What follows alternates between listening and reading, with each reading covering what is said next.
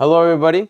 I'm Juan Mataya. We're here again at another DBS exclusive podcast here with Taylor Hatch, who is a master barber, entrepreneur, as well as a business owner.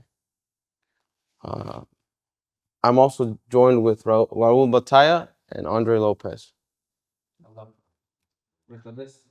And here we educate the uneducated and embrace change and not fear it.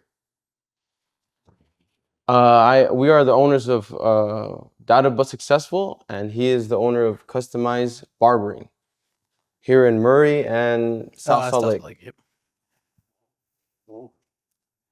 So Taylor, of course you didn't start like this. Where did it all begin? Let's see. So, kind of talk about before I got into barbering. Yeah, before you got into barbering, your upbringing, your infancy. Let's see. So, I grew up in Sandy and South Salt Lake, kind of back and forth from my mom's to my dad's. Trying to think. We'll see. Where'd you go to school? So I went to Alta Oh, you went to Alta? for about a month. Actually, about 3 months. Actually. I barely discovered Alta like a month ago. Oh, really? Yeah, it's a different type of school. So I went there for about 3 months, dropped out, was drinking a lot, was doing a bunch of bad stuff, getting arrested. Went to Valley. Junior high? Junior high, Indian. What is it? Indian. Man, I don't remember my junior high's name. I forgot it, but it was in Sandy too. Oh, Valley Junior. Oh no, Valley High School. Yeah, yeah. Oh, okay. So it's kind of like where if you get in trouble, you go there. You know, it's kind of like the bad kid school. But went there. Trying to think of more. Man, I started cutting hair pretty young, probably like 13, 14. Oh, damn. Yeah, so super young, just like cutting all my friends up. At school? Not at school. Usually just at my house or like parties or wherever I was at. But let's see. Parties? Yeah, parties. Yeah. Fuck, I've never heard. Dude, I would just bring my clippers with me if people wanted to cut. I would just, I just cut them up. Oh yeah, dude. A lot of times it was for free. It was more for fun. For skill? Yeah, for skill. Trying to think of where it started. Yeah. Well, quick question: did in the party just stop and you just bait somebody up, or I just if people wanted to, dude, there'd be times where I would tell my homies I'd buy him a Little Caesars pizza if you let me cut them up. So if we were at a party, people were drinking, I'm like, bro, let me cut your hair. Just for fun, dude. Yeah, dude. And I probably definitely did a lot of times, There's probably a lot of times I mess people up, but yeah, I'm trying to think like where that's part of the process though, right? Yeah, it's part of the process. Yeah, you gotta mess people up to get better. That's with anything in life. You gotta fail before you start doing it, you know what I mean? Yeah, and that's part of the next question we have here is what challenges did you face growing up? Dude, you said bouncing between your father's house and your mother's house. Yeah, so let's see. So my parents, they got divorced when I was 11. Wow. And dude, my household, it was kind of a rough household. So my dad, he was on drugs for most of my life. I think all of my life growing up. And then parents got divorced when I was 11. Oh, let's see. Got divorced when I was 11. Dad moved down to South Salt Lake, and that's when I'd kind of bounce back and forth. But I mean, definitely come from a broken home, addicts, alcoholics, dude, just a lot of like disturbances, just a lot of no structure, probably from a young age. Like I just kind of do whatever I wanted, probably from 9 years old. You had examples what not to be. Exactly. But I went down the same path for a little bit too though. But yeah, so but you learn from that, right? It's never yeah, your parents and then learn from what they it did, and it definitely took a long time to do it because I got into drugs and alcohol I started using weed and alcohol like 12 years old, and pretty much from there it was an everyday thing, especially weed, but alcohol got really really bad around probably 17.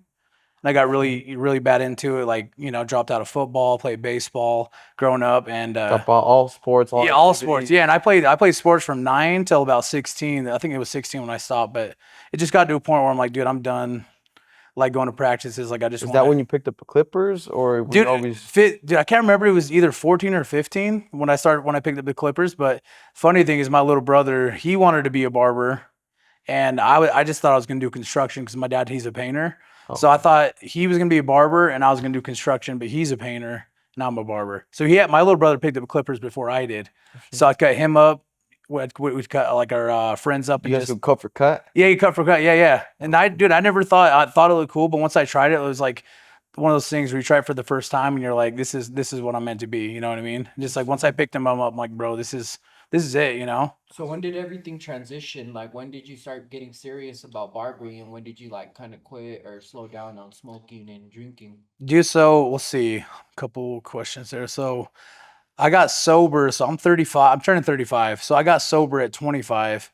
But dude, I never thought with barbering that I would like you do it as a career. I just thought it was for fun. Like I didn't think you could make money. And I've always been super ambitious and had like super high dreams. Like just like I want to be someone. I'm gonna be the most successful person in my family. So with barbering, I didn't think you could do that. I thought, you just make a little bit of money. So I got into barbering super heavy and I knew that it's what I wanted to do when I went to rehab. So I went to rehab at 25. And when I was in there, I was like the house barber for everybody in there. There's like 20 dudes and I was in rehab with. And dude, I was just cutting hair and I had a therapist, super spiritual lady, most spiritual lady I've ever met. I was cutting hair outside and she's like, "Hey, I had this vision that this is what you're meant to do. So when you get out of the rehab, like don't listen to any naysayers or anybody, but like you need to go to school for this. Like even if because usually when you get sober, you want to spend a year out of rehab to like really dive into like some type of sobriety program. You don't want to overwhelm yourself. A lot of people they end up relapsing and burning the shit down, once you do it. So, but once I got out of rehab, I did an intensive like outpatient. So I lived in a sober living. I would take a bus, go to tracks, take another bus to Paul Mitchell up in Mill Creek, and I went to start doing school there. So, but yeah, what was your question again? No, you answered Yeah. the question completely. It's just basically when did everything transition and become Yeah, dude. a little bit more serious? Yeah, dude, it was definitely in rehab. It was just having that talk with her because when I tell other people kind of about my story, I'm like, just from what she said, changed my perspective. Because even other people in my family were kind of doubting it. You know what I mean? Because anything I use in the past when I was using and drinking and living the lifestyle I was living, like I would always my word didn't mean shit. So if I said I was going to do something, I wasn't going to do it. Like even my dad, he had doubts. He's like, "Are you sure this is what you want to do?" Because he wanted me to be a painter and kind of take over his business that he has, but I tried doing it even when I got out. I'm like, man, I'm sober now. Let's go try painting and doing that. And the first day I'm like, bro, if I do this, like I'm gonna fucking get high again. Like I hated it. So going to school and then the first day at Paul Mitchell, I remember walking in. It was like I've had a couple different like spiritual experiences. And when I walked in, I just felt like I felt God. It was crazy. It was like this is where I'm meant to be. Walked in and like I can be a nervous dude sometimes, I'm a barber and I talk to people all day long. But when I walked into the school, like all my nerves just went away. I'm like, dude, that was one of my like spiritual experiences was going to school. I'm like, dude, this is what I'm meant to be. Like, I just felt like I was on my right path. And Paul Mitchell's the barbering school? Yeah, it's like a cosmetology and barbering. Okay. So it's like both. Yeah. Going back to your upbringing. Yeah. What was one of the challenges or hardships that you enjoyed doing? One of the hardships I enjoyed doing. Yeah, or challenges that you enjoyed doing, such as, I mean, you could say like being disciplined, like reading or being disciplined and like something that challenged you growing up. Dude, when people tell me I can't do something, like I'm gonna fucking do it. Like you tell me I can't do something, like I'm gonna prove it to you because I've had a lot of people in my life, and I like doing things that most people can't do. That's like something that drives me. Kind of, I don't know if that sounds like an ego thing, but like No, it's a good when thing. when someone's like, "Oh man, I can't quit this or I can't do this," and someone tells me I can't do something, like I'm gonna do it. So I guess kind of being like different and I always felt different, you know what I mean? Like just the way I think. I'm like I wanted to be a rapper at one time. I made music for a long time. I wanted to be a movie director. I wanted to do all these different things, had ideas, and people are like, dude, like you gotta follow that straight path. Like go to school, go to college, like what we're taught, you know what The I mean? So institutional path. yeah, exactly. And dude, I from a young age, like I just knew that's not what I wanted. Like I always tell my dad, I'm like, I want to be a millionaire. Like I'm gonna be a millionaire. I'm gonna do this. I'm gonna do that. And he's like, he'd brush it off like whatever. And just looking at my family history, you see a lot of addicts. You see a lot of people that like, my dad, he was an addict, but he's always been like a functional addict. Like he burnt everything to the ground, but he's always still worked. But a lot of my other, I have uncles that are in and out of prison. I was going to jail a lot, in and out of jail for like 19 till 25. Or not, I think 23 is the last time I went to jail. But even like as a kid, like first time I went to DTU, I was 12.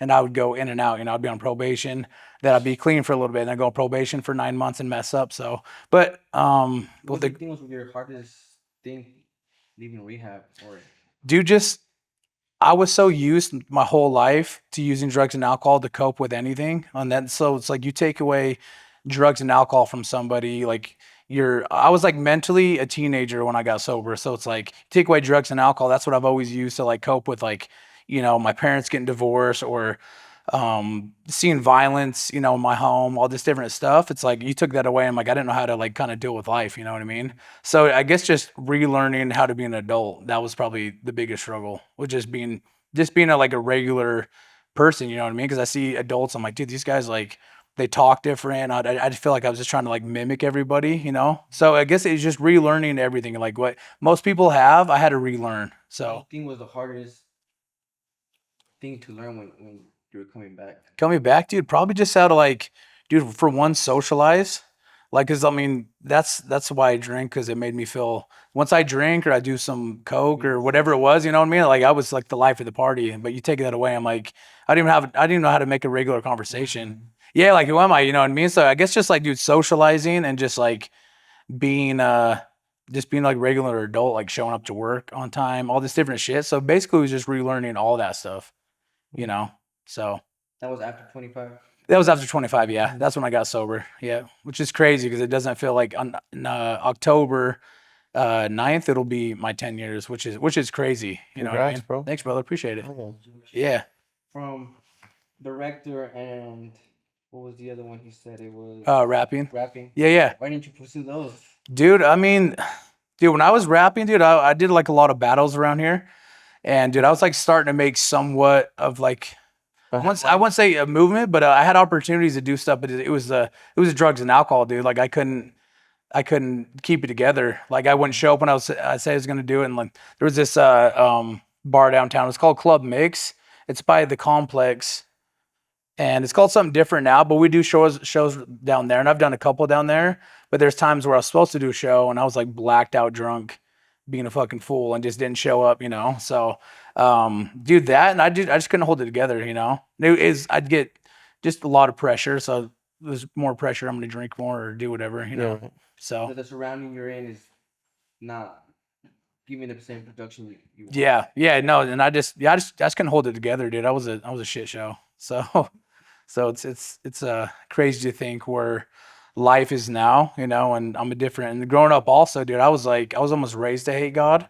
Like God was never a part of my life. Like my parents are LDS, they're not Catholic, and but I had moments growing up and throughout my sobriety, just that you know, that just showed me God's the real thing there is. Like I wouldn't be here without God or my sobriety and all this different stuff. And I had different things growing up where there's a couple times where I almost lost my life. Like I was hanging out with the wrong people growing up in high school. We're gonna fight these dudes, and they pulled beside my car and shot our car up.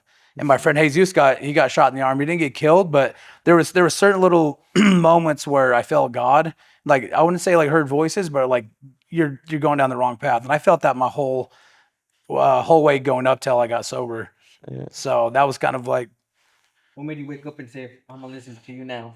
dude, I think just going to rehab, dude, like guys that I was rehab with, like the counselors and different people in there, they grew up the same way I did. And all they did was talk about God, like a higher power, talking about God, and just relating their stories and just, you know, relating their stories and hear them talk about stuff. And the way I was living, it wasn't working. So these guys who've lived the same lifestyle I used to live, they were talking about God and like sobriety and just like, if you get sober and change everything, like your life can become amazing. Like these guys lived the way I did. So I'm like, bro, I'm just going to like follow what they did. Yeah, right. Yeah. I'm just going to follow what they did. So just kind of went with it. And yeah, it's been great. Turn out. Yeah, it's great, dude. Like I feel like I'm living the dream, dude. Like I shouldn't be here, you know what I mean? And it's all due to God and just like doing hard things. That's one thing I always teach these guys in here is like, dude, anything living in comfort and living in instant gratification, you're gonna waste your whole life doing that. You won't go anywhere. Like you got to do hard shit. You got to challenge yourself. You got to sacrifice. You got to do whatever it is. Like that's how you truly grow. That's how I've grown, at least. That's been my journey, like this far, as like pushing myself to do stuff like even like this tonight. doing a podcast, I'm uncomfortable, but I'm gonna do it anyway. You know what I mean? I'm gonna show sure. up no matter what, how I feel. And that's another thing too. But yeah, I don't know if I Yes. So Go ahead. go ahead. No, you go ahead. Go ahead. So when did you realize barbering is more than just a job? It's your passion. Dude, just meeting with people, just talking with people, and just someone comes in, they could be depressed, they could be not feeling good. You give them a good haircut, and like, dude, it like just changes everything. Just having conversations with people, like I love meeting people from different backgrounds, different countries, different, wherever they're from. Just having conversations with people, and like I've just made so many connections from barbering, from millionaires to doctors to people off the street, just like getting to know people. And that's one thing I'm figuring out about myself is like I'm a people's person. Like I like connecting people. I like being like that I won't say a middleman, but it's like if you need anything, I can get it for you. Like good stuff, you know what I mean? Like Yeah, I know so- people for everything, but dude, I just like making people feel good. And dude, it's just fun. It doesn't feel like a job. So there's people that come in here with a frown and leave with a smile. Yeah, yeah. What Yeah, for sure. Yeah, dude. I've had one guy at my old barbershop came in, told me, I'm like, what are we doing for you? He's like, I want to do this haircut. He's like, I want to get a good haircut because I want to kill myself. He's like, I want to look good when I'm in my casket. And like that conversation right there, that's another thing that like solidified what I'm doing is right, And that's what they say, like barbers are like therapists, you know what I mean? Because we help people through their issues. And by the end of the conversation, I told that dude, I'm like, dude, I've attempted suicide. I've felt that same exact way. And we just had a good conversation. I don't know if what I said made an impact, but I felt like it made an impact on me, you know what I mean? So it's like you don't know who's gonna sit in your chair and the connections you can make or what you can help somebody. He probably helped me more than I helped him. Just having that conversation because I'm like, bro, I've been there and life gets better. And just asking him like, what are you doing to make yourself feel better? Because a lot of times, dude, in life, like you don't feel good, it's all about taking action. If you just sit in your shit and you don't do anything to make it better, that's action is everything. And so just having a conversation with him like that, just things like that, dude. And I love being able to wear what I want to wear, listen to the music I want to listen to, and just, make people look good. I just think it's the best career for me personally. Action. Yes, sir. Action. If you're missing love, go love others.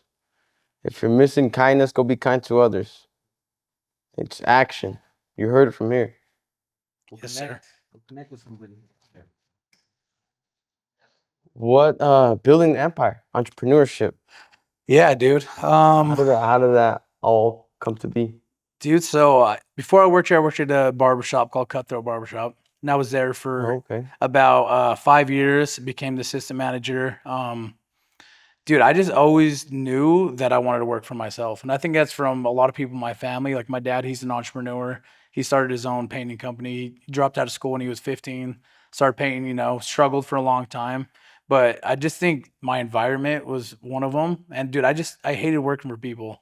Like even from probably my first job at 15 till when I got sober, I probably had like 30 different jobs. And I probably last most jobs like 2 months. And I don't know, I just never got along. Wasn't that I didn't get along with the people I worked with. I just felt like I was always in the wrong place. Like, You- doesn't matter the job. I'm like, bro, this is not what I'm meant to do. And working at Cutthroat, I was there for a while and I got treated good for a while. Then it kind of went sour a little bit.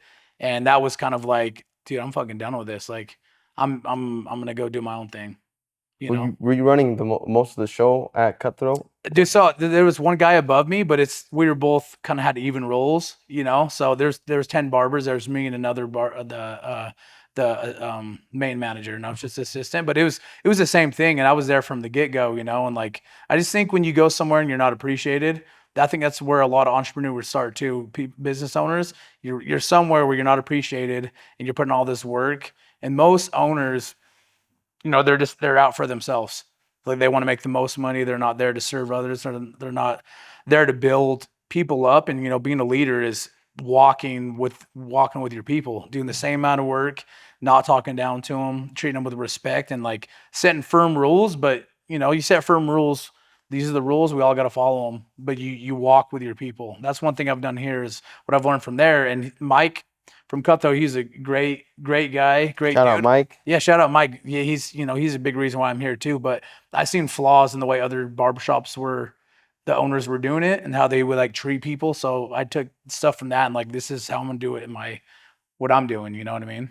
My next question was, who was the example of a leader in your life? Dude, probably Mike for sure. Mike? Yeah, dude. Because getting out of school, I was probably doing 1 to 2 haircuts a day, and then when I went to Cutthroat, I mean that was the most pop and shop in Utah. The one on Redwood and West Valley. Yeah, West Valley. Yeah, and like dude, there was no shop doing what that was doing. So I went from doing 2 haircuts a day to doing 12 haircuts a day, 8 to 12. So it's like a whole different ball game. And he just taught me, he's like, dude, no, doesn't matter how tired you are. He's like, bro, if you want to go get money, fucking get money. Like skip your lunch, do this, work on your days off, like work long hours, and you can make a lot of money. And that's just seeing that and seeing somebody who was doing it for a long time. He was doing it, you know. I mean, he was in the chair, you know, next to me or the other side of the shop doing 10 to 15 cuts a day, making $500 a day. You know what I mean? So I'm like seeing someone like that grind, and that shop was just full of grinders.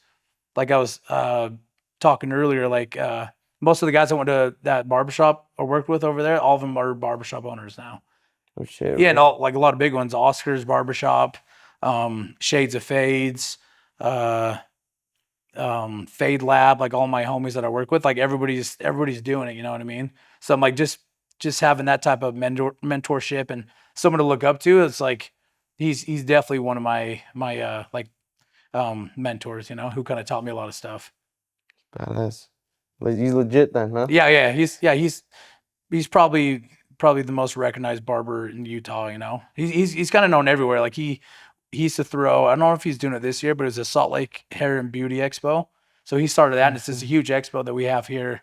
And but yeah, he's like an OG in Utah for barbering, yeah. And of course there's mistakes early on. Mm-hmm. What were some of those mistakes and how did you correct those mistakes? Dude, let's see, with barbering. Yeah, of course. Dude, I mean, dude, before. And you can also leak into your personal life as well. Yeah, so for sure. Dude, I'm trying to think, dude, mistakes that I've made with barbering. It just, I mean, when I first was there, I was super overweight and I didn't have a lot of confidence. This kind of bleeds into, you know, first getting sober. You're rebuilding yourself. You're rebuilding your confidence. Like when I was first there, like I was super overweight. I didn't take care of myself. I didn't dress nice. I didn't have a lot of confidence. I think a lot of it was just like when I would talk to people, they could tell I wasn't confident. So they were nervous to get their haircut by me. And I guess, I don't know if it's a mistake, but like when I first started, I was super slow because I was like such a perfectionist. I wanted to make sure I got it right. And another thing too is like now we have like booking apps where people can book, or I got a website. But before I would book my own appointments, and I would text, like one guy would text me a week before, like, hey, can I come in Friday at 3? And I wouldn't write that shit down. And all of a sudden I booked 3 people for one fucking spot. And there's 3 people walking in for 12 o'clock. And I'm like, bro, what am I doing? So, that's happened a few times. Oh yeah. Not now because I have a booking app, you know, but yeah, all back in the day, dude. Yeah, a lot. And that's another thing. Or I take a walk in, you know, because I didn't have anybody, but I forgot I booked somebody. All of a sudden someone walks in and, you know, your client's pissed off, like, bro, like I booked this like 3 days ago. How do you not remember it? You know? So it's gotten a lot easier with booking people. But yeah, what was the other part of the? No, that's it. Yeah. If you're forgetting, set reminders. Write it down, put it on a note, set it aside, put it on the fridge, and it's gonna come to you. There's no need to forget. Just don't be lazy. Just write it on a note. Another question is, what separates you from being a barber what separates you from being the barber on the cutting a person on the chair to the owner? Trying to think that. Like, is there a role? Obviously, there's like 2 roles there. So like, yeah. What's the difference? Well, dude, I think the difference is like the work that goes on behind it, being an owner. Like even getting this first place, dude, I was like working with a company trying to find like a company that has like locations. Oh. And dude, no one was getting back to me. So it's like I was doing this for 6 months, just trying to work with these people, like these different companies that find locations for you. And I wasn't finding shit. I was finding certain places. And dude, I just ended up like driving around for like 4 months. Like I'd get off work at the other shop and I would drive all around the city, dude, from here to Draper to Lehigh, just looking for locations. And this fit the spot? Yeah, this fit the spot, dude. It was open. I called the number, but I think, dude, the difference between a barber and a barbershop owner is just like you got to remember when to pay the bills. you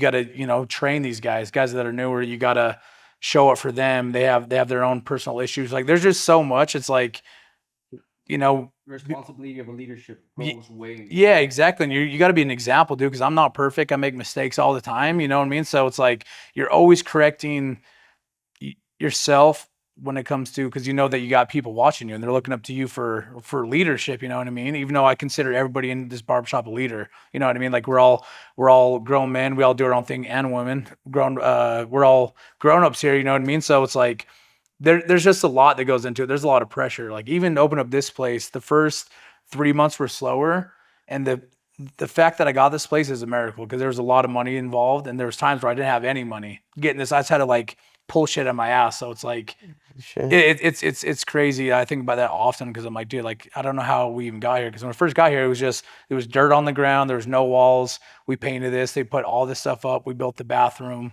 When did you open this location? This one just 6 months ago. Yeah, yes, and this is a brand new building. But dude, just compared to being a barber, like a barber, I didn't understand what it was going to be like to be an owner until I actually did it.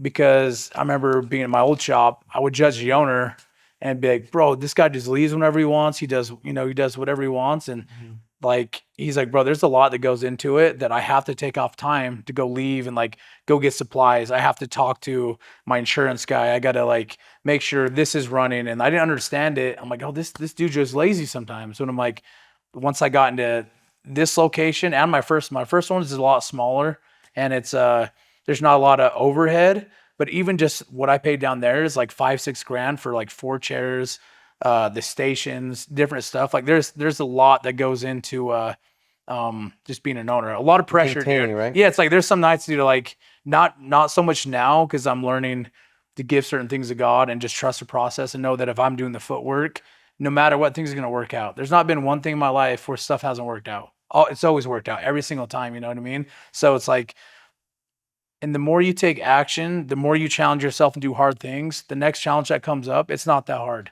You start to build this confidence. So even with here, it's just like I have to write down everything, just like you said. Like, dude, I'm ADHD. I don't even know how I'm running shit sometimes because I'm so sporadic. Like my mind's like, I should do this, I should do this, I should do that. So it's like I got to write things down, and it's just with being a barber, it's like you just kind of show up, you come to work and you leave. There's no like, dude, how am I gonna pay $8,000 by the end of the month? It's been slow for other people. Like, how am I gonna pay this money? Like you're always thinking about it, but then you start learning different tricks. I'm like, all right, well, I'm gonna save money here. I'm gonna do this. I'm gonna work longer hours. Cause I mean, since I've opened up here, I've worked 7 days a week. That's 6 months straight. Like I've maybe taken 6 days off in the 7, or in the 6 months. So there's just more that you have to do, because especially when you sign a lease, you're signing a lease for 5 to 10 years. If you can't pay that back, you owe the company, $200,000 for the rent, So it's like there's a lot more pressure when it comes to that, and it's just teaching guys, being a good example, and just be able to show up every day and have a smile on your face and just be there with the people. You know what I mean? So it's Responsibility. yeah, responsibility is probably the biggest thing. There's just a lot to remember, dude. I'm like, I lost a fucking lot of brain cells doing drugs and alcohol. So I'm like, bro, the fact I can remember shit sometimes is wild, But in a so way, you're kind of regrowing them back by Exactly. becoming an entrepreneur, becoming a business owner. 100%, yeah, exactly. And that's what it is. It's just retraining yourself and doing things to keep you healthy, like going to the gym. I try to eat healthy.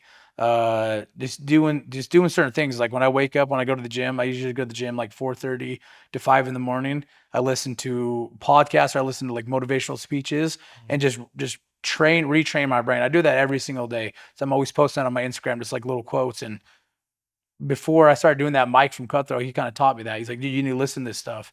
These entrepreneurs, these business owners, these motivational speakers, they give you the keys to everything. And at first, I'm like, dude, this shit's corny as fuck.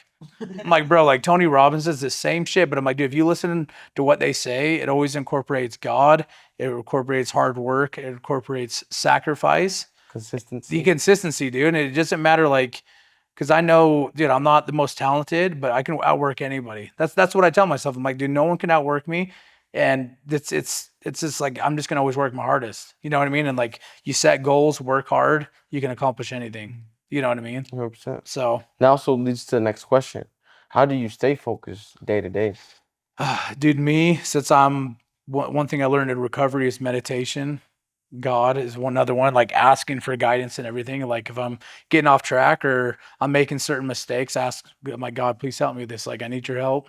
I don't do good on my own. Meditation, and dude, just always just just looking at your goals, like set goals, write things down. That's another amazing tool is writing down your goals. Like I read this thing is like if you write down what you want and look at that, it's like I think it was 40% more likely it's going to happen. Like you just, and dude, just retraining your brain. That's one thing I was talking to a buddy about today. I went on a jog with him and a walk at the park, and he's like, dude, I don't know how you have like the best luck. I'm like, dude, it's not having the best luck. It's retraining your brain. And like when you have these doubts in your mind, you're like, oh shit, like I have this barbershop. What if it doesn't work out? Like you got to change your thought right then and there and really literally visualize it working out. Pretend it's already happened. And it's just like there's just certain tools that you can use to do it. Like I do that all the time, dude. I start doubting myself. I'm like, damn, it was slow today. Like, what if this guy quits and this guy quits? And then that moment, I'm like, no, it's not. The park lot's gonna be filled up every single weekend. It's gonna get full in here. Like you literally just visualize exactly what you want to a T. Like I want to drive a Lamborghini one day. I want to have a big house one day. Literally do that. Pretend that you already have it, and just practice. And then the event, you start walking towards the goal. Like you naturally start going that way. Because I lived the other way where I always doubted myself and I wasn't good enough. I wasn't smart enough. I wasn't this or that. And dude, that's the life I attracted. It's the law of attraction. And I believe that more than anything. Just as much I believe in God, it's all incorporated, it's all the same stuff. Was that the question? No, Yeah. Fire. I was also gonna say, how did it all start? The structure of it, like the first building. How did you get the lease and all that? How did the structure start? Yeah, so that's a cool story. But so in my last barbershop, we had somewhat of a falling out, and it was always my dream to have my own barbershop. And I tried leaving years before. Me and a couple other guys were gonna get a shop together, and I was out there looking for shops and everything. And every time I was getting ready to sign one, the people I was with pulled out, and I couldn't do it without them. You know what I mean? So doing that, I had that final altercation. I wouldn't call it an altercation, but I left that shop, and then I'm just like, hey, it's time. It was during COVID too, so I'm like, I'm just gonna start cutting out of my apartment. That's where I live now, and started cutting out of my condo. And I just knew it, for you to change something, you got to do something different. So I'm like, you know what? I don't want to be here anymore. I'm just gonna leave. So I started cutting out of my condo. And dude, I was looking before I got my first shop, so I cut out of my condo for 9 months. And when I left my old barbershop, I probably lost 30% of my clients. And so it was like scary times, you know what I mean? I was like, dude, what am I gonna like? What if everybody leaves? Now everybody wants to get cut inside of a house when I was in a professional barbershop. And so, dude, a lot of it just faith, persistence, and just going for it. And so when I found my first shop, dude, it was like 9 months in, and almost that whole entire time, like I was having doubts. And I think that's why it took so long for me to get my first shop, because I'd always doubt it. I'm like, dude, like, look at these guys. They have a big shop. Like, I can't afford a big shop. I don't even have any money. Like, how am I going to do this? And I had a client whose girlfriend was a barber, and I was cutting hair, and he's like, bro, you should go work for my girl. Like, she's not very good. If you go teach her how to cut hair, you can have a free booth rent. I'm like, dude, I'm not going to go work for somebody else when it's been my goal to have my own barbershop. You know what I mean? And so, and then it's probably about 2 months later, he's like, bro, my girl just dipped out on her lease. You should go talk to the owner, because it's a barbershop and it's ready to go. He's already had 2 people come down there and interview to get it. And so I went down and talked to the owner at my first shop. And dude, that's like another God experience I had. Went down there, talked to the dude. He's like, I already have somebody who kind of wants it. But I sat there and talked to him. I told him my whole life story. He told me his life story. He's like, bro, the spot's yours. He's like, I'm not going to give it to anybody but you. Because he's like, we had a super relatable story. Grew up rough, a lot of drugs and alcohol, and just super related. And he's like, dude, give me $400 and the spot's yours. Just like that, like no signing anything. And he was an older dude, so he was like it was like a handshake kind of deal. Oh wow. Yeah, dude, it was already set up for a barbershop. It's small. It's about 550 square feet.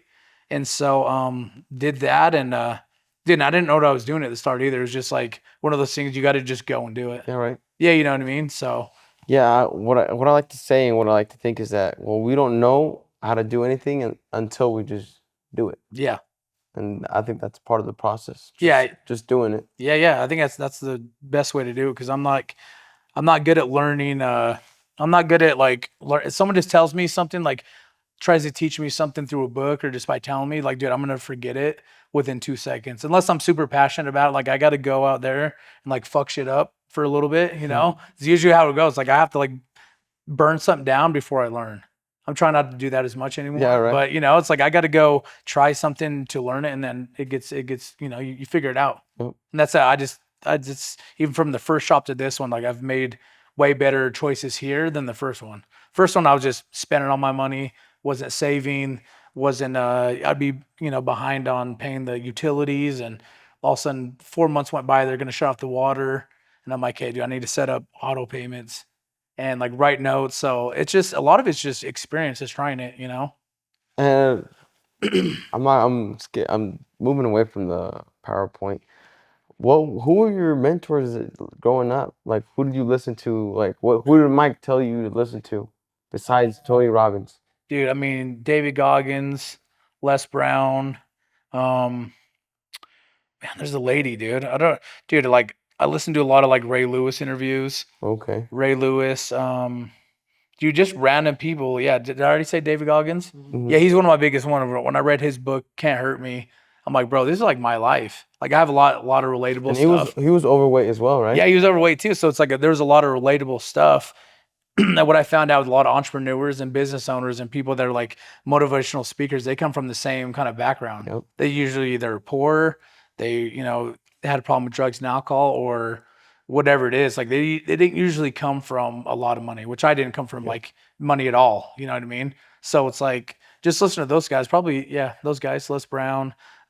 There's so many other ones that like I don't remember, but just watching their videos and relating with them. One leads to another, right? Yeah, one leads to another, dude, and then the ball just starts rolling. You name David Goggins twice. What's the big thing you took? Dude, probably just the self-hate he had for himself when he was younger, being overweight, and then just having a moment where he snapped, where he's like, I have to change. And then he just kind of like taught himself how to do it. I didn't teach myself a lot of stuff, but I always had these big goals and aspirations that I wanted to do, but I just didn't have the right tools. Like if your brain's broken, like you can't fix a broken brain with a broken brain. I used to have a broken brain, so I couldn't fix my issues. You know what I mean? So it's like seeing people that kind of came from where I came from, and he's seen a lot of violent stuff growing up, and I've seen quite a bit of violent stuff growing up. So it's like hearing his story and how he just changed, and he's just like, no more being a bitch. Like I'm gonna go out there and get it. Like a lot of people don't like his approach of like calling yourself out, but if you lie to yourself, you're never gonna go anywhere. Like I've had to like look in the mirror and be like, hey, I'm the problem. Doesn't matter what happened to me as a kid or, this person did me wrong. Like you gotta if you're gonna change, you gotta look at yourself. You know what I mean? Because just because this happened to me when I was younger doesn't give me the right to burn my life down. It's like I gotta take action. I'm like, hey, this did happen, but I also had a choice in whatever happened. I could make a choice to make something to change my circumstances. Like it has nothing to do with anybody. If I want a good life, if I want to be a millionaire, if I want to do this, that, if I want to be happy, it's like, it's up to me. Like it's nobody's stuff. And so with David, it's kind of the same thing. You know what I mean? And he's just like, dude, when we're working hard, you're probably at 10% of what you can do. Cause I remember reading that book and I've always worked hard out in the gym or worked out hard in the gym. And once I read that book or listened to it, like I just go harder in the gym. I'm like, bro, you're at 10%. Like you're being a bitch right now. Like, dude, run for longer. Like you want to lose weight, you got to do more. He had this thing, I think it's called the accountability mirror, where he would write down like notes, like one of his notes would be like, dude, you're a fat piece of shit. Or you're this and that. And like you shouldn't talk about yourself that way. But yeah, I've tried. Oh yeah, dude. I was writing my notes. I'm like, dude, you're not where you want to be. You're overweight. You haven't made this yet. So I just look at those. Give yourself that hard critique. Yeah, exactly, dude. And then you just start taking action on it. If you got to really look at yourself to change. At least for me, that's how it's always been. Like I don't change unless I take a deep look and. Like if someone else tells you, like, man, what? Yeah, exactly, dude. Yeah, you have to make the realization, right? Yeah, exactly, dude. And this is kind of off topic, but another thing that is don't take advice from people that don't have what you want. That's kind of random, but that just popped in my head. It's totally... Yeah, no, it's true, dude. Like if someone is telling you how to live your life and they don't have what you want, people can show you good lessons or teach you certain things. But I'm like, someone's telling you how to be a millionaire, they're not a millionaire. Don't take their advice. There's people, because there's a lot of naysayers, people who want to bring you down, and a lot of people project their own fears and their own insecurities on you. They're like, bro, why? Like, it's too risky to start a business. I had so many people tell me that my whole life, or different things. Like, even when I first opened my first shop, I had a lot of people from my old shop like, bro, you're too scatterbrained. Like, you're too messy. You're too this and that. Like, I wouldn't do that, bro. That's scary. You're Like, not you should just stay confident here. enough. Yeah, exactly, dude. Yeah, doubters, dude. And you need those people, dude. If you're not, people aren't talking about you. Like, I thought that was cliche too. If people aren't talking about you, or they don't think that you're crazy a little bit, then you could be doing more. The way I look at it, Who do you see as a big doubter?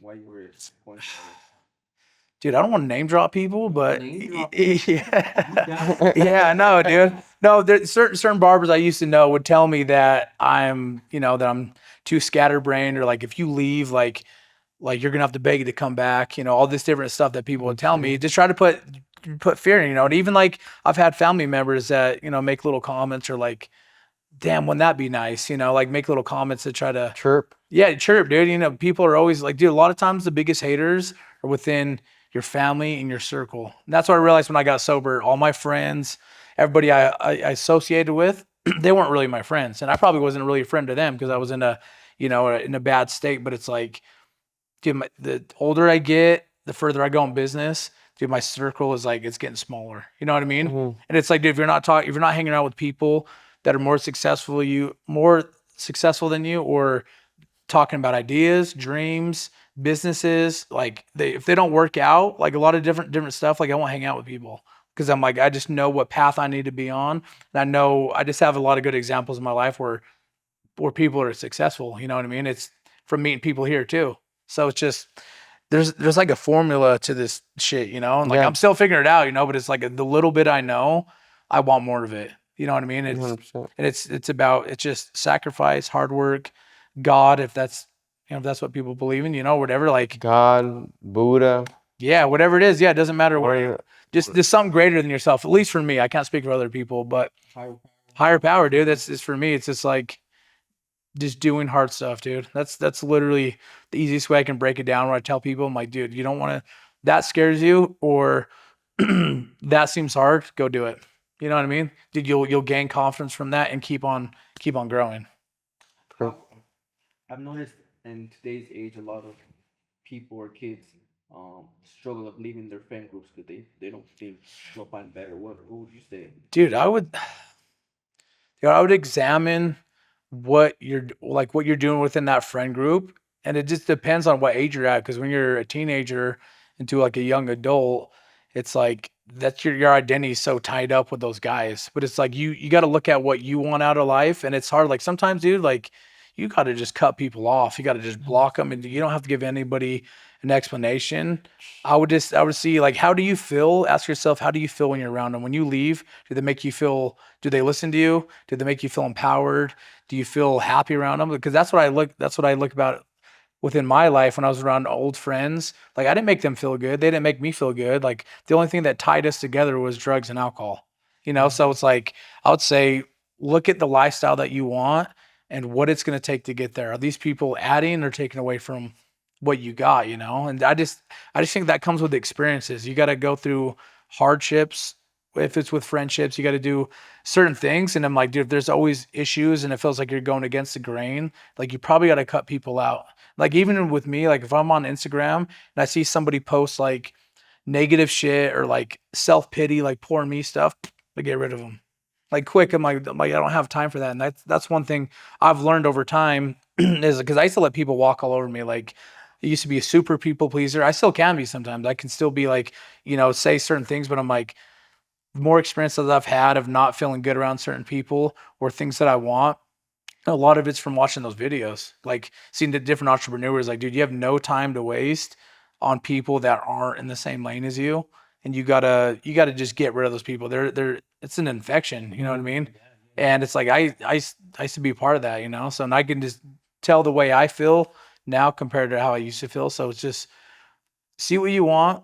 If they're not aligning with your goals and they bring you down, if someone tells you you can't do something, fucking get rid of them. Like quick. Yeah, they don't got your vision. They don't. Yeah.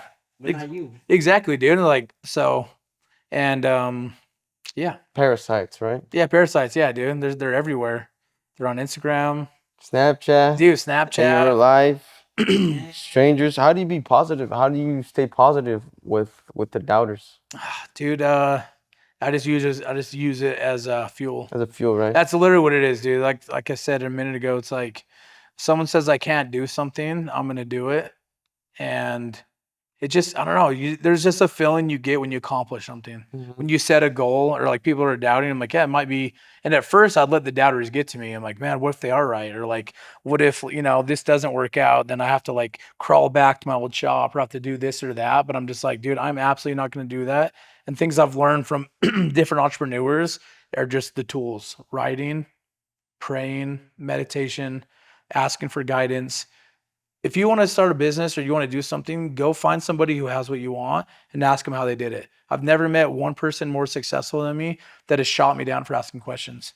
Is that people who are successful are more willing to share than people who Because for you to keep what you have, at least in my experience, for me to keep what I have and to keep people happy, I got to give it away. I got to teach people. Even if like every barber in here eventually leaves and opens their own barbershop, that's success to me. You know what I mean? If you can teach somebody something, like it's just like being of service. You give, God gives back to you. You give to people, you get happiness. You know what I mean? So it's just like, I think if you're out here teaching people, you just get blessed. So I think, yeah. Was that your question? Yeah, Okay, yeah, thank you. yeah, gotcha, yeah. But How did you see? How do you see the people? Wow. How did you? Wow. The PowerPoint's messed. Let's. I don't really care about that. What are your hobbies, hobbies, dude, I don't. The gym, Jim? my family. During the summer, I like to hike, Okay. traveling, Outdoors, outdoors. Yeah. camping. Yeah, camping. Yeah, I love all that stuff, dude. But like, I want to travel. Like, that's my main thing. But I'm like, we're with building right now. I committed like Exactly. not to do a lot in the first year. Like maybe I'll go on one one trip for maybe like 2 days. That's about. Great tip. If you're barely starting, lower down your expenses. Like how you says, you're barely starting. Yeah. You got to just cut out everything. But yeah, dude, I bet say, dude, I mean, I used to write music a lot, but since I've gotten a barbering, I've kind of stopped that. But if I have free time and I feel inspired, I'll write a song or I'll do certain stuff, you know what I mean? But I'd say hiking, but just mostly, dude, it's like now it's work. If I have free time, it's with my family and the gym. Like the gym is like a non-negotiable. Because it's like that's another thing. If you want to boost your happiness and have a clear mind, is like your body's a temple. You got to take care of that. Because I've lived the other coin of it too, where I wasn't taking care of myself, and your mind's cloudy, and probably just the gym, work, and family, You guys see that? and There's and no and church and God. and God, That's number one. family, God's church, first. and God. Yep. That's the same thing. And the gym. And the gym. Yeah. It's like what? Yeah. That's the same. Yeah. There's no partying. There's no drinking. There's no having fun. There's only doing what's hard and necessary. So just take note of that. He's 35, building his business. There's no need to go have fun with your friends, cousins. Focus on one thing and build it. So that's what you sacrifice, right? You sacrifice the party, you sacrifice all that Yeah. stuff. 'Cause at the end of the day, it's not worth it. Yeah, it isn't worth it, dude. I think it's okay to still go have fun, dude. But I'm like, if your goals aren't accomplished yet, then like you don't really have the right to go do that. Like you don't really deserve it. At least for me, that's the way. Like, because I'll still go do fun things, but I'm like, I'm gonna make sure that I bust my ass doing my job. That I got to do these certain things first. Because I know if I sacrifice now, it's like, my goal is like by 40, I want to not be cutting hair. I want to be traveling. And I've seen people do it. So I'm like, I know that I can absolutely do it. But I'm like, I sacrifice a lot, I've missed birthday parties. I miss a lot of time with my wife and my son. And Balance family time.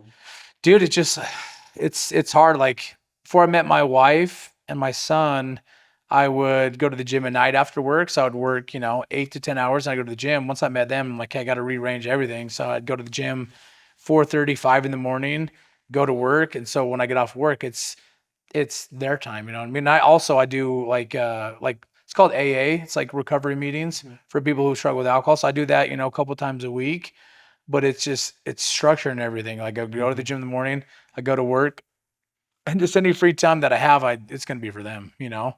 So it's just changing times of certain things, you know, changing times of what you're doing. They said when you become an entrepreneur, that's one of the biggest things is your flexibility on time. Do you think that's true? Like having more. Yeah. I feel like when you become one, you do have more because you get to manage it, Yeah. but you really don't. It's just Yeah, you dude. I just think you learn how to manipulate time a little bit better. Like you just learn to do certain things at certain times because like it was something that Dana White said. He's like people like, oh man, I want to be a business owner. I want to be an entrepreneur. Like so I can just do whatever I want. Like it is not like that. At the start, especially, it's like you're fucking working all, you know, you're working all day long and you're doing this, you get home, you're like posting on Instagram, you're doing this, like your free time is like not like it's not existing, you know, for what's really important you can find time for. But I'd rather I do think that than do bullshit. yeah, exactly. Yeah, I'd rather work on myself because I spent 24 years not doing shit, you know. So it's like now it's like I feel like I got to make up time, you know. But it's I've just built a habit, you know.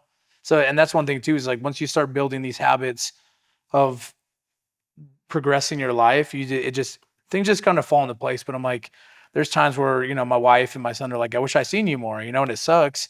But luckily, I have a really amazing wife who understands. You know, her family is they came from Mexico. She came from Mexico too, and she's seen her dad work every single day, so she understands like what you got to do to provide for your family. So I have a really good wife, and that's another thing too is your partner is huge who you have, you know. So that's to his wife. yeah, she's the best, dude. Like I will not be here without her too. Like she's when I'm down, she picks me up. Even before we started, I text her. I'm like, I'm fucking nervous right now. She's like, hey, you've already started the journey. Like you're already living your dream. Like just tell it. I'm like, Exactly. Just like bro, that's why it takes you. You know what I mean? So, and yeah, so that's a great wife. yeah, great wife, dude. I'm lucky. She's Was probably, there a time where you didn't have your wife? uh And you were a barber? yeah. So we've been together we just barely celebrated our 1 year anniversary. Oh, congrats. Last Friday, but we've been together for 7 years. Okay, And so I've so been she's- sober for So okay. there's about 3 years.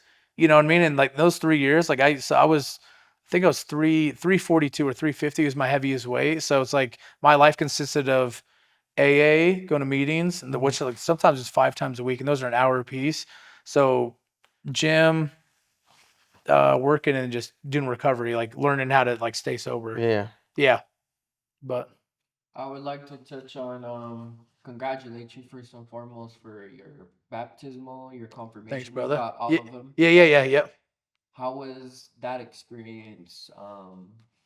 Maybe going to a Catholic church for your first time and meeting your wife. I'm assuming she was Catholic before. Yeah. Yep. And I don't know what religion you came from before, but were you Catholic before? Dude, I was no Atheist? no religion. I'd say I was like, dude, I never believed in God, but I didn't believe in God. It was like I just didn't know, but I had moments even as a kid growing up where I'm like, I felt something. I'd pray for something. Like when there was rough at my household, I'd pray for something. I get like a feeling that took over, but I didn't know what it was. But dude, with the baptismo, it was crazy, dude, because I started going to church with her when we first met, almost at the start, just to do it, and then over time just going there.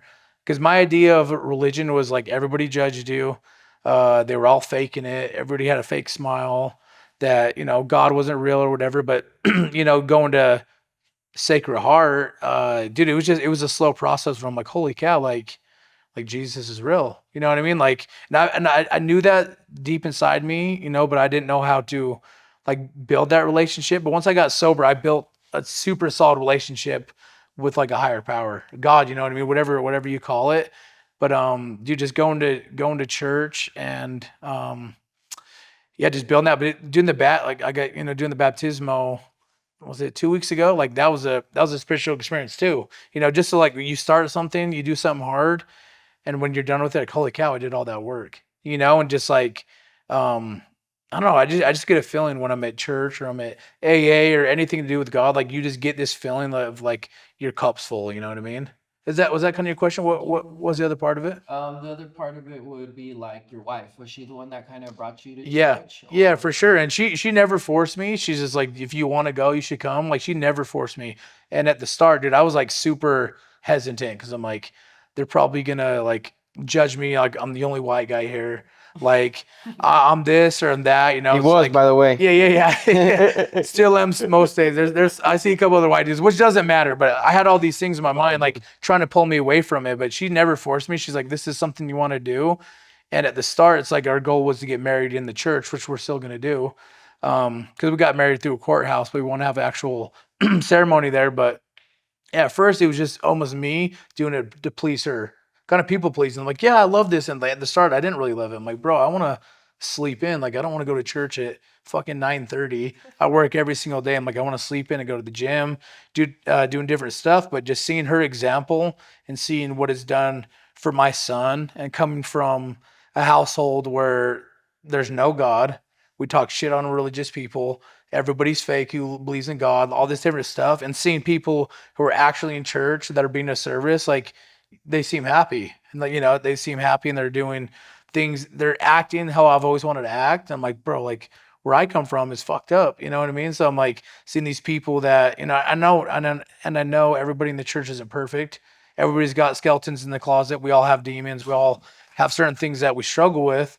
But just seeing the community, and that's one thing about the church, you know, that we go to, is that, dude, I fell in love with it. There's like community there. You know, people are like doing things for each other. They're doing stuff, being selfless, doing stuff when they, you know, they get off work and building stuff and doing different things. But I think just my wife's example, seeing how, you know, because seeing my son's example, and dude, just the feeling you get, you know, like I've never left church and like I shouldn't have went. Like that sucked. I've never left church and been like mad about it. Just like if you go to the gym, you don't leave mad when you're done. You know, it's the same thing. And I'm like, bro, like, and just, you know, kind of how I was indoctrinated to believe about God and how it wasn't real and everything. I'm like, I see these people that are doing it, and I'm like, and I've just had spiritual experiences where I can't deny it. I've felt God. You know what I mean? I feel Him all the time. Like if you're open to God and the spiritual life, it'll be shown to you through people. Like people will say something like, "Dude, that's God right there." Like you're trying to figure something out. Someone will say something. You're like, "Damn, dude, I feel it." You know. So yeah. Going to personal sacrifice. Hmm. What did you sacrifice to get 2 shops, the loving family, the all the success that you have? What did you sacrifice? Let's see, dude. Probably, I mean, missing birthdays, missing out family time with my wife. You know, like even with still building, I still have to sacrifice a lot. But I mean, dude, from where I come from, I don't feel like I'm really sacrificing anything, because before it wasn't good. You know what I mean? But I just think, dude, when it comes to building a business and building a brand, it's like I'm gonna have to miss birthday parties. I'm gonna have to miss like my wife and son go to a movie on Sunday, you know, right after church, or they, you know, like even tonight. It was my son's one of his flag football games, and I even told him like I won't miss a game, but this came up, and I'm like, there's certain things I have to do to progress, and you know, help inspire or help do certain things. And my wife understands that, you know what I mean? So it's like I'm missing his flag football game tonight. I've been to every single one but this one, but I'm like, there's certain things I have to sacrifice. And it's just, dude, it's just like sacrifice sleep. You know what I mean? I stay later doing certain things, or instead of doing this or that, I'm on my phone doing something. But yeah, there's a lot. But with there's a lot of there's like light at the end of the tunnel. You know what I mean? If you do it right, like if I was working all the time and doing this and that, and then I still didn't see my family, then it wouldn't be worth it. Yeah, you go to the bar. Or Yeah, I go to something, the right? bar. Yeah, you know what I mean? It's just like, There is no light at the there's no light, dude. But with this, it's like I know what I'm doing is good. And I know that everything I do is for a reason, is for my family, and like wanting to build a legacy and, you know, help other barbers become their best versions, like being of service in a way.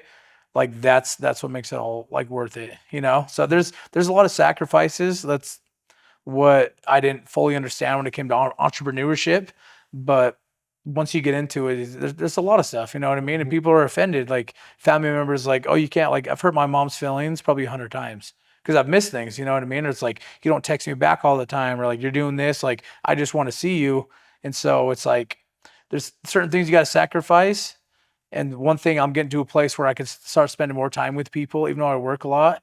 And a lot of it is too, dude, if you're tired, it doesn't fucking matter. Like I have to go do it anyway. That's one thing my dad told me. He's like, when you have a wife, and if you want her to be loyal and be there forever, it's like even if you're tired, you got to show it for her. She wants to go to the park. She wants to go to dinner. Like, dude, even if you're tired, go do it.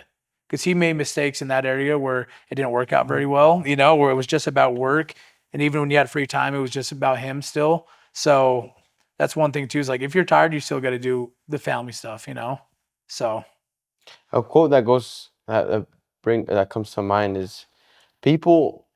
It's not necessarily a quote, but it's what it is. People want a lot, or people want success, but they're not willing, or they're not as wanting to give up Yeah. such things for that success. Yeah. I think that just comes with the sacrifice. Like one thing Mike would tell me from Cutthroat, he's like, everybody wants to be a beast until it comes down to do what beasts have to do. It's like if you want more, you got to do more. And there's another, I don't know if it's a quote, I heard it somewhere, but it's like one of the entrepreneurs, it's like you want this or that, or people are just doing, like, say you're at the gym. Most people just do 10 reps. If you want to be that monster guy, the guy who's ripped, who's got abs, I'm like, that dude, everybody's doing 10, he's doing 12 reps. It's like you're working for 8 hours. You want to be a beast, you got to work 9 hours. So people are working 5 days a week, you got to work 6. So it's like and that comes with like the sacrifice. You got to sacrifice stuff to be that better person. Not even a better person, but if you want more, you got to do more. I don't know if that. No, 100%. Yeah. Were you gonna say something? No. Sacrifice, and also what you were saying is like sacrifice pleasing others. Yeah. Fuck pleasing others. Please yourself. If your parents say no, it's too dangerous, or it's too much, it's too much money. Fuck says, don't sacrifice pleasing their thoughts, their affirmations. Do what you like and what you deserve and what you love, and be passionate about it. Staying inspired. What keeps you inspired? Dude, I think just A lot of people say family, of course, Yeah. right? But anything other than family? dude, writing down your goals and constantly looking at them and just reminding yourself why you're doing it. Because there's going to be times when you're building something where you're burnt out, where things aren't going the way you're supposed to, the way you imagine them to be going. Mm-hmm. Dude, I mean, for me personally, it's the gym. It's like everything about me always revolves around the same thing: God, personal growth, gym, Family. It's like, dude, like I want to be able to travel 3 months out of the year with my family wherever I want to go and not have to worry about money. That's one of my goals I have, is like I want to be able to coach my son's football games, baseball games, all this different stuff. Like I want to be like, my goal is to have freedom of time. That's like books I've read and other entrepreneurs is like, you got to find what your what your why is. Like, you want a Lamborghini, or like you want this or that. It's like mine, I want freedom of time. I don't want to have to worry about money, because I've always worried about money. So I'm like, I don't want to have to worry about money. Reminding yourself your whys, be around people that are inspiring, watch videos, listen to podcasts, like just always feeding your mind these positive things, because eventually it just becomes a habit where inspiration, because inspiration is momentary. You can be inspired for a minute and do something, but what about when you don't feel good? What about when you're sick? Are you still going to go to the gym? What about when something happens to you, a family member dies? Are you still going to go to work? Like you gotta build that habit of resilience and just repetitions, because being inspired, it's a good thing. Inspired can lead you to a new skill. It can lead you to a new job or a new opportunity. But sorry. What about when the inspiration's gone? That's one thing I've learned, is like when that inspiration's gone, like, are you still going to show up? Like Joe Rogan talks about that. It's like, you're going to show up again and again and again and again. So if you do something over and over again, inspiration's good, but it's just about building habits, being consistent, and doing things over and over again, to where everything that you dream about and how you're going to get there is a non-negotiable, no matter what gets in the way of it. Because even when I'm sick, I still go to the gym. Even if I'm just sitting in the sauna, like I still go to the gym. If I come to work, I'm sick. Maybe sometimes I shouldn't be cutting while I'm sick, but I got to make money. Yeah, right. Like I got to pay my rent for my house. Like my son's got to have food. Like my wife's got to have this and that. Like you build these habits and do it over years of time, to where if inspiration's there or if it's not there, you're still gonna get the job done. You know. So no matter what, but I just say to keep that inspiration or to keep me motivated, writing down goals, connecting with God, asking Him for guidance, praying for, inspirational people to come to my life, writing down stuff, and just doing these certain things. Like it's now that I've like developed this like my book or my toolbox full of tools, I just keep those. It's simple, and I just do them because I know it works for me, and that's just building habits. So There's a quote that came to mind while you were sharing, is by Stephen A. Covey. It's a thought turns into action, an action turns into a habit, and the habit turns into a character. And that's literally the process, right? yeah, And inspiration, it becomes more of a habit, right? You're in habit of being inspired, of always being educated about what's next, or what's what you're feeding your mind, right? Positivity. yeah.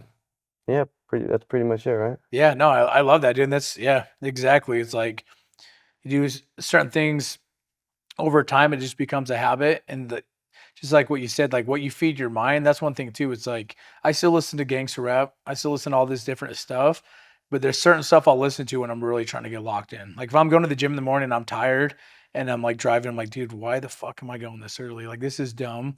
I turn on some David Goggins.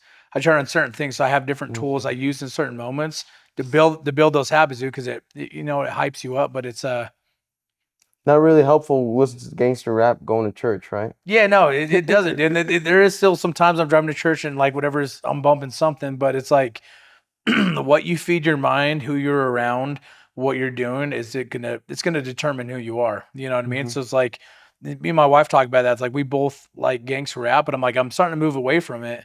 Even though we still bump it all the time in the shop, I'm moving away. I'm becoming so cautious of what I feed my mind, what I feed my body, everything, who I'm around. Like that's why I said earlier, like if I'm on Instagram and someone's posting some like self-pity ho shit, I'm like, you're gone, dude. Some dumb shit. Yeah, dude. Like, oh, like this self-pity. Like I just like look on Instagram, like through people's comments and like hateful stuff, all these different things. I'm like, I'm getting rid of that. Because I used to follow a lot of like, dude, just like random pages on Instagram, like violence pages where it shows people fighting. Like I used to be interested in all that stuff. But now it's like, dude, that does no good for your brain. That does not bring you closer to God. It doesn't bring me closer to my goal. So it's just like getting rid of certain things that don't align with what you want. So I think just what you feed yourself visually, through your hearing, anything is super important, because I used to always surround myself with just negative shit, and that's the negative stuff I get. I get negative consequences, Negative input, negative output, right? Exactly, yeah, 100%. One of the biggest things I feel like up is starting your first haircut, getting that bad haircut. Yeah. After how many bad haircuts do you think you've given until you think you've gone to? Dude, I'm pretty sure in your professional career, you sometimes get one. yeah, dude, definitely the star, but I think a lot of them were like, because I think there's barbers who are naturally talented. They kind of got that niche for it. They understand it. I think definitely when I was a teenager, but even like at Cutthroat when I first started, they would tell me what they wanted and I didn't fully listen, and I'd mess it up. But I'm like, I feel like I don't know, dude. I've definitely done bad haircuts, but I feel like if you do a good consultation with somebody and ask them a crap ton of questions exactly what they want, you shouldn't give a bad haircut. But there was definitely times where I'd cut people and I'd never see them again. But luckily, dude, like I've had one bad review in all the years I've been barbering, and it was a 4-star. It's still a good review. Like even on my business page or my Booksy app where I book people, they're all 5 stars. But I'm trying to think that question, but Have you ever noticed this guy might not come back? dude, I have noticed that, but dude, I feel just with if you're super passionate about something and you have a good conversation, you know how to make people feel good consultation, you should always retain everybody. I think if you lose somebody, it's because you didn't listen, you didn't do the right haircut, and you didn't show them. Because a lot of barbers are like, they'll do the haircut and they don't even want to show them the haircut. I'm like, bro, like ask them like, hey man, is there anything I missed? Do you want to point out anything? Because I want to make sure when you leave here, like you have the best haircut possible. You know what I mean? So but I've definitely messed people up. Yeah, like when I was in rehab, my boy Creighton, who I've been cutting forever, he wanted to fade. I never did a skin fade. I've done like 1s to 4s. So we tried doing a skin fade, and I butchered him. Like it was the worst haircut, dude. And like even when I look at old haircuts when I was at Cutthroat, I'm like, damn, dude, I was kind of ass sometimes. You know what I mean? But now I look at now, it's like it's a progression thing. You know, Easier to fix. Easier to either fixing like when you've been doing it for 10 years profession like I have, it's like I've cut every ethnicity of hair, every type of style. You just that one thing you do at repetition, like you just know how to. Yeah, your confidence goes up, you know, and you just get better with anything you put in. You know, you put enough hours, you're gonna be really good at it. This is going to our next segment, Yeah, which is not necessarily rapid fire because we can go in depth to some of the questions. yeah. So if you want to go in depth with the questions, just Yeah. feel free. Yeah, I was looking at okay, sweet. So one of the questions is, have you ever skipped out on a haircut? Dude, for sure. Oh, Yeah, shit. like skip that. Yeah, dude. There'd be times at the old barbershop where I'd be nervous about a cut. Like when I first started cutting hair, I've never cut a black dude before. So if I seen a black dude coming, I'm like, I'm going to the fucking bathroom. Like I don't want to mess this guy up. So I'd skip on haircuts. Or like there'd be times where I got something that popped up and I'll text somebody like, hey man, like something came up when I was bullshitting. You know, I wanted to go do something. Mhm. But it's like now it's like not really, but I've definitely skipped out on haircuts I was nervous about, or Alright. you know, or like there's a certain client I don't like. They book, I'm like, bro, hey, something came up. I don't want to cut you today. You know, just make up some bull crap. But nowadays, no, you know, if I Different mentality now. yeah, different mentality, you know what I mean? And I'm like, dude, you're skipping out on a haircut, you're missing money, you know? You're missing a relationship. Right? Yeah, exactly. Yeah. The next question is, what's your favorite clipper brand? Dude, I'm like an old head. You know, like a lot of the new barbers, there's all these different clippers. I like, honestly don't know. yeah, so there's like Wall, there's Andis. Like I like Wall. It's like one of the oldest brands, and there's man, I can't even remember all the brands that are out. They have a But- clean shaver. Yeah, they do. Yeah, I just like Wall, dude. I've used the same thing, and I'm like, when I find something that works, I just stick to it. I can cut with any clipper, and I've tried other clippers, but it's like once I'm used to something, like bro, I'm just gonna use that. So probably Wall. Do you still have your original clippers? Dude, I do have my first pair of clippers was Andis Masters, the corded one, because everything's cordless now. So yeah, I still have those. Yeah, they're at my house. Shit. Yeah. So Right, I didn't even notice. Yeah. Now they're like cordless. yeah, all of them.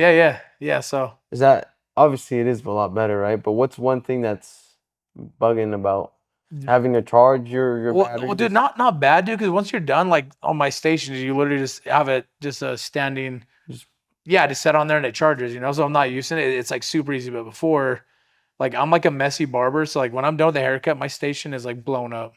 It's like there's hair everywhere. So before every haircut, I got to re-clean everything. But I mean, when you had cords, like your cords would just be wrapped up. Like everything was corded. Your blow dryer, your trimmers. So it was just, I hated it. And that was like probably the first 5 years of barbering till they started coming out with like cordless, which makes it easy, dude. It's like I can literally move it. And when you have a cord, you have to only cut from one side. You know, because the cord doesn't go that long. So But you with gotta like, rotate the chair. but when it's cordless, I can move anywhere. It's you know, you can maneuver a lot better. Badass. Next question. Any dream collab? Dream collab, Cutting up David Goggins up? dude. Yeah, there are some people, dude. No hair. Dude, I've like seriously messaged every single rapper, any people I look to. I'm like, hey, when you're in Salt Lake, let me cut your hair. Wow. You know, I guess in collab, dude. Dude, I kind of like what Vic. I don't know if you guys know who Vic Blends is. He cuts like inspirational people. I would love to cut inspirational people. Like, I'd love to give David Goggins a head shave, or I'd like to give I don't know, Tony Robbins a haircut, and just like pick their brains. You know, kind of like what Vic Blends does. But I'm trying to think of a collab. Like, That's right. He does. Does he do celebrities? yeah, that's all he did. Yeah, that's what he does. He's done like Tom Brady. He's done all these different. That's what people. he does now. Yeah, that's what he does now. Like he cuts random people, but he cuts dude his like high level people. I'm like, bro, that's a dream right there. Like I don't want to cut Tom Brady too, because I'm like, I'd want to cut or do collabs with people who were goats. You know, it's the best. Like I'd love to. That'd be your dream right there. The best with the best, right? Yep. So Fire. Worst haircut you ever given? you said your friends. Kramer? Yeah. Oh, Creighton. Great. Shout out Creighton. Yeah, shout out Creighton, dude. I'm sorry, dude. He still came to me after that, and he could tell that I was so in my head about it. Like I was like almost in tears. I'm like, fuck, dude, I fucked him up. He's like, bro, it's okay. He's like, we'll just let it grow out. We'll try again. So Come back next yeah. He's the boy, dude. So probably him, and there was another guy at Cutthroat where the guy showed me the picture, and this wasn't really my fault, but he showed me a picture of a taper, but the hair up top, his hair was super long, kind of like yours. Yeah. And he's like, I want this haircut, but the picture he showed me was like a 2 up top.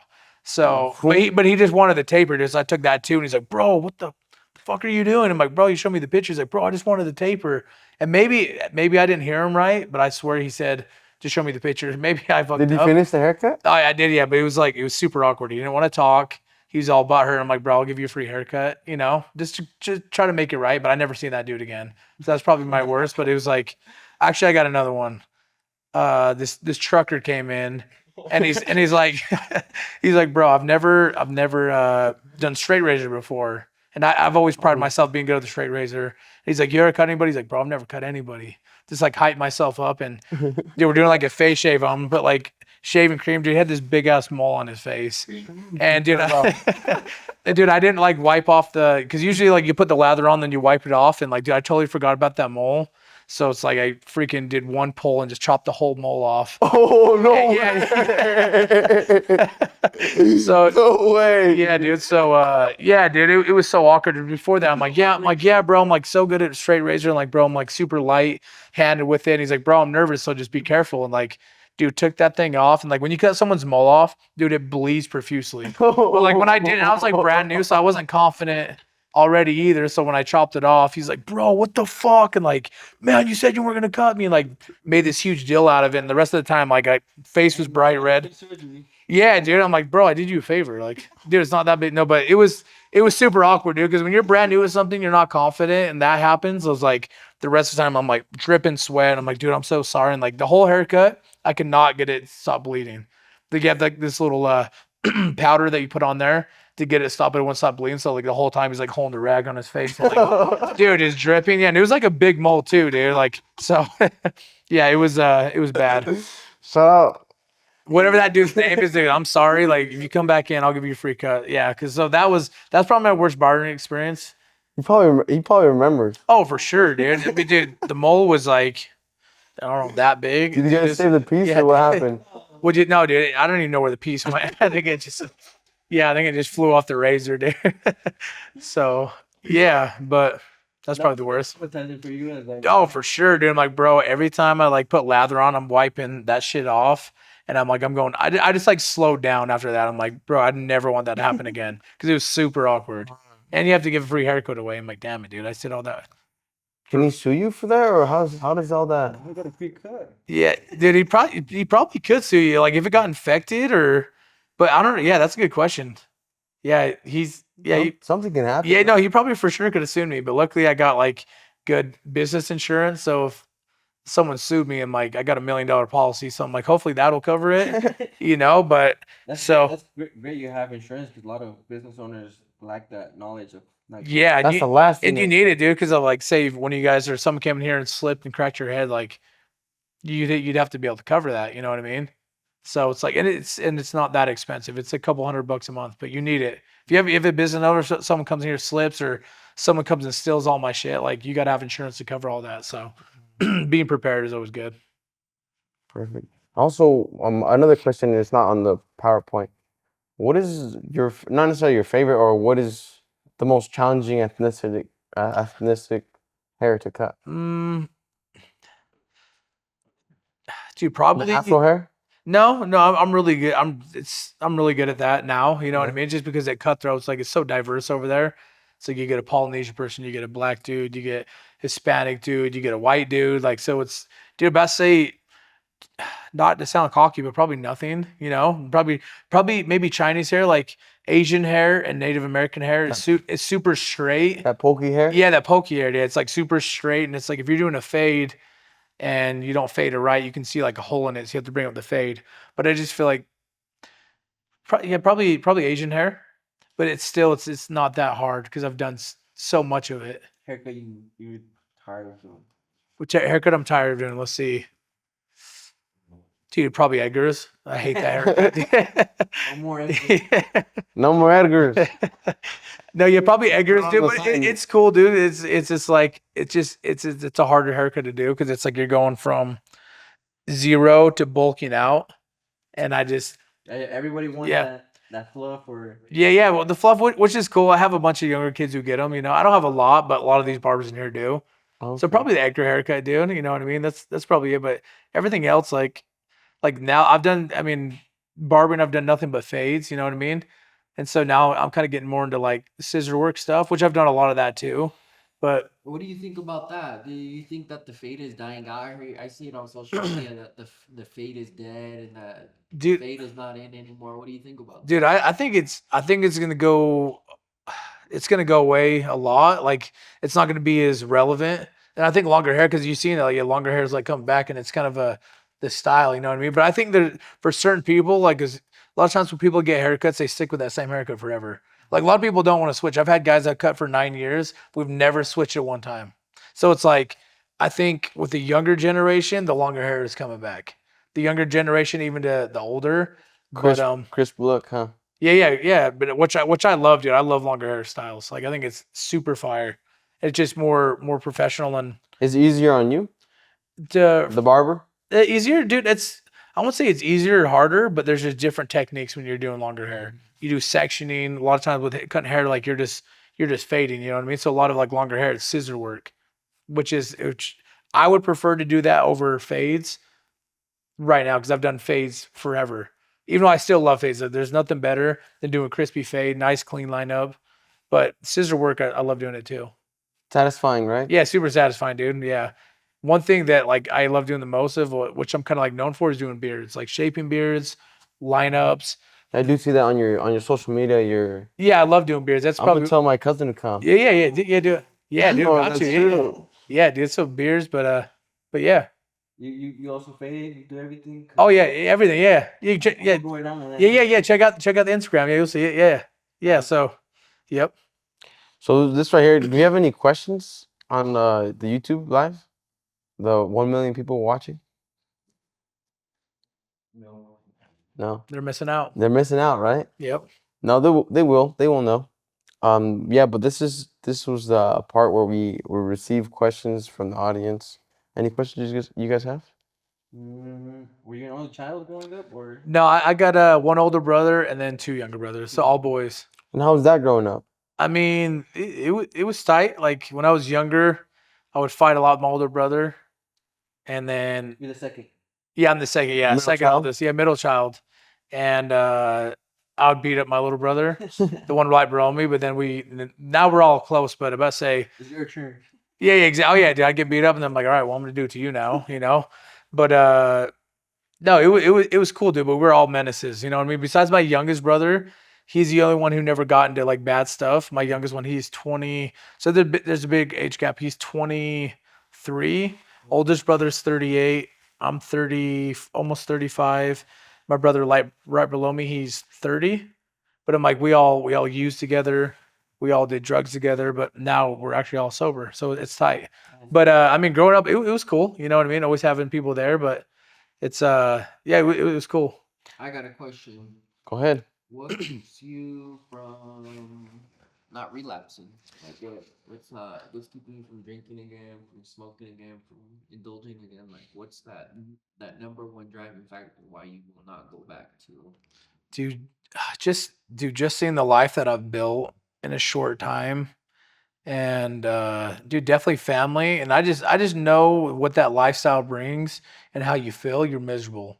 And when I feel like when you're using drugs or alcohol, at least for me, I can't speak for anybody, but when I was using drugs and alcohol, there was no connection with God. When you put things in your body, certain things, and you overdo certain things, it could be drugs, it could be food. Like we have this channel, I believe we have this channel that's connected to God. So when you put things in there, you block that channel. And so it's like for me, I would lose everything because if when you're an addict or alcoholic, I have a mental disease. Like my brain is wired different from regular people. Like when an addict or an alcoholic drinks or uses drugs, the more I use, the more I feel in control. Regular people, when they drink or do drugs, the more they do, they feel like they're losing control. So it's like when when I'm taking drugs and alcohol, it's like I don't just have one. I'm having 10, and I'm blacking out. I'm doing crazy stuff. Like there's no control. Once I put something in my body, it's like all bets are off. You know what I mean? So I mean, dude, definitely family. Um, and just my self-worth. When I was living that lifestyle, I feel like shit, no confidence. I wasn't a good person. Like now it's like, dude, I like who I see in the mirror. Before I didn't look in the mirror for dude years. Even when I first got sober, my first 2 years of being in sobriety and finding God, like I still had a hard time looking in the mirror. Now, dude, I look in the mirror and I love who I am. So it's like there's I mean, I could go on for days. It's like if I was a youth, I'd lose this. My wife would leave me. My wife or son have never seen me drink. So like the alternative you would say is like everything is just dark and Yeah, there's dude. no progression. Yeah, no progression. You mentally stay like one thing I learned in rehab when you first started drinking and using, you mentally stay there. So it's like when I got sober, I was 25, but I was actually 14.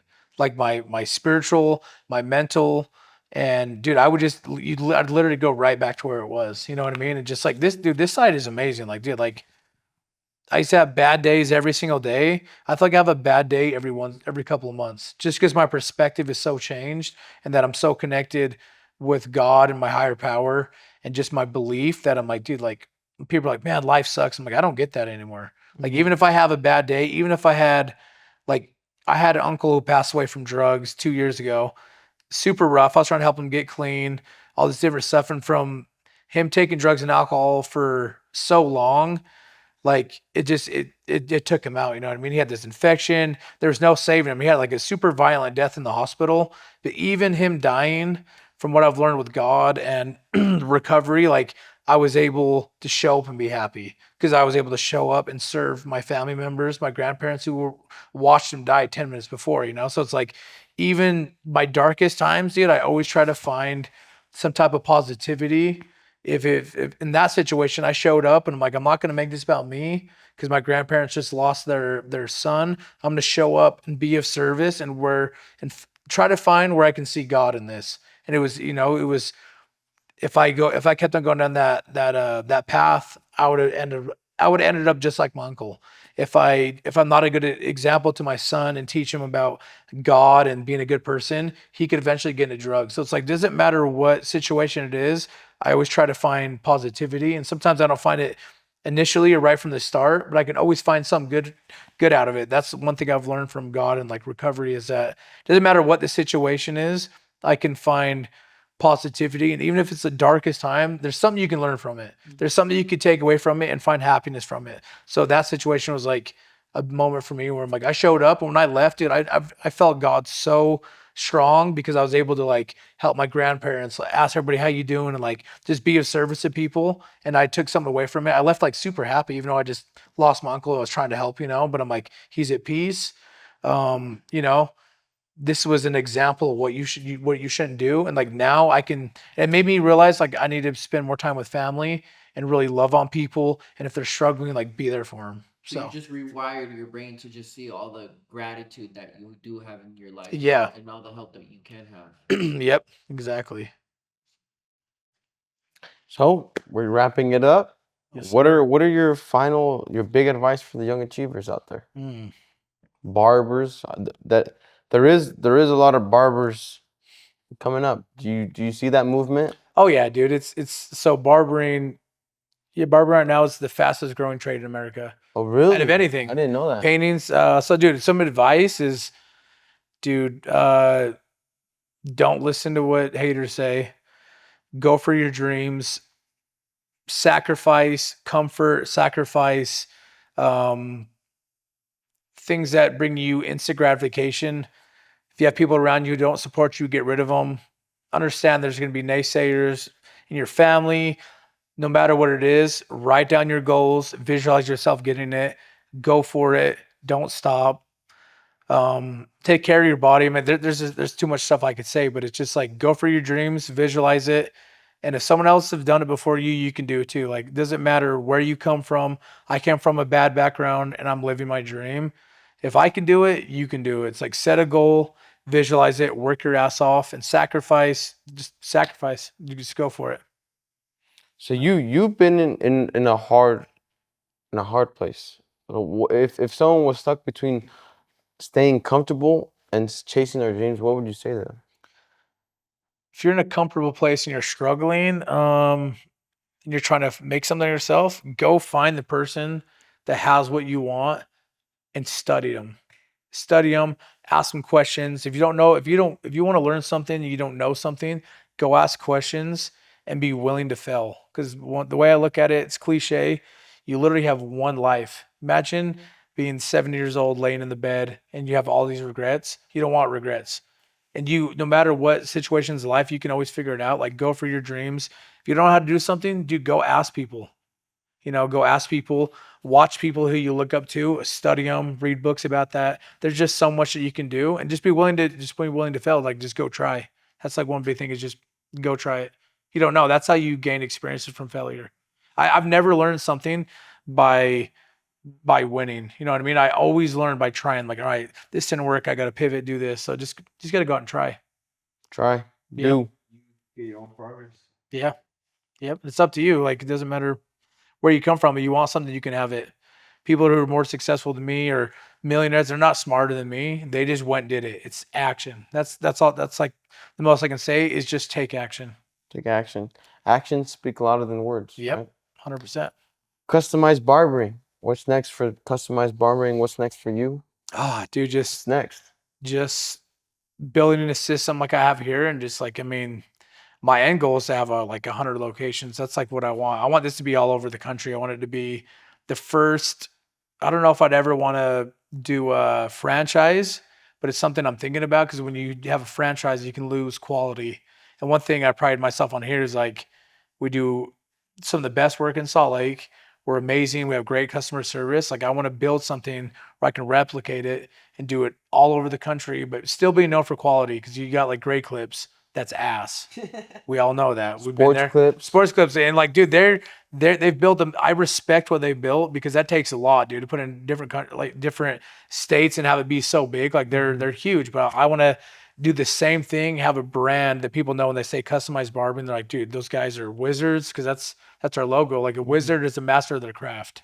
You know what I mean? So I'm like, I want to duplicate this, but dude, I want to do a lot of stuff. I want to make my own product. I want to eventually get into real estate. I just want to make money and just start things. Like, that's one thing I've always been passionate about, is just having an idea, figuring out how you're going to make it work and have it come to life. Because I've started other businesses too. I had a cleaning business for a little while. Didn't work out, but I learned a lot from it. So I just I want to have multiple businesses, things that I'm passionate about.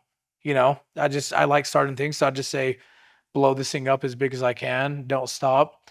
When I have more free time, I'm gonna start another business. When I start that, I'm gonna start another business. So just grow and just build something where people have somewhere to work or somewhere to work that they're passionate about. Like, I want to build people. That's one of my biggest things too, is I want to have a place where people can work, make a lot of money, and they feel, loved and respected. But Another thing before we finalize this podcast, what is networking to you? dude, networking is talking to everybody that you meet. Networking And could how has be, it played a role in your expansion? dude, huge. I mean, anytime I go somewhere, I'll usually, like, say I'm at the grocery store. I'm like, dude, I really like your shoes. Like, what are those? Oh, they're this or that. I'm like, oh, nice, man. Like, what's your name? Taylor. What do you do for work? Networking is literally just telling people what you do and then telling you what they do. That's one thing I've learned, is just like, dude, every person you meet, tell them what you do. It doesn't matter what it is. I'm like, dude, you never know. You could meet one person, they can change your life.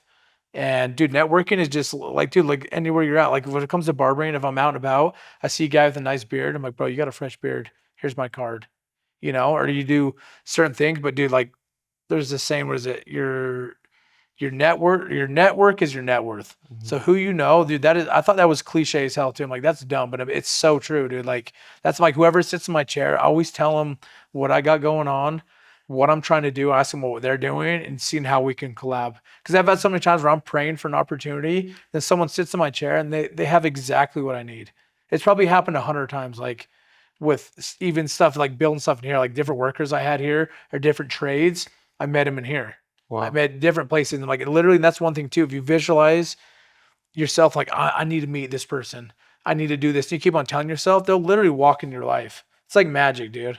I don't understand it sometimes, but networking is just, dude, just promote yourself everywhere you're at. Doesn't Show the world showcase your skills, yeah, right? dude. Yeah, just show whatever you got going on. Tell people about it, and ask them what they're doing, and then you're like, oh, how can we connect? You know what I mean?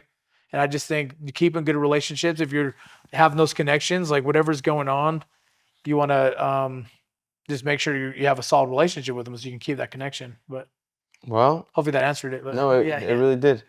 Well, we're done. We're done. We're out. Thank you. Thank you, Taylor, for joining us, for the space, for the energy, for your wisdom, most importantly. Your leadership. And appreciate it. for all those at home who are watching, take note of this. He dropped some bombs, dropped a lot of education, a lot of knowledge for you to take and do work with that. He showed doesn't matter where you come from. It just depends if you're willing to sacrifice to reach where you want to go.